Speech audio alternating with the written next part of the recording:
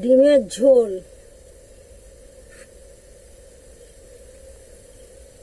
ডিম ভাজা করে রেখে দিয়েছি, আলু ভাজা করে রেখে দিয়েছি। আলুগুলো দিয়ে দেবো। আলু দিচ্ছি, আলু, ডিম ডিম দিয়ে দিলাম। দেখো পটল ভাজা করেছি, ডিম দিয়ে পটল ভাজা। পটল ভাজাগুলো ডিমের ঝোলে দিয়ে দেবো।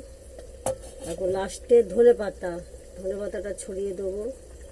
যাতে আগে সব সেদ্ধ করে রেখে দিয়েছি। তারপর এবার দেবো এই যে গোটা গরম মশলা। এবার লাস্টে একটু এই যে ভাজা জিরে ছড়িয়ে দেবো। হয়ে গেল আমার ডিমের তরকারি।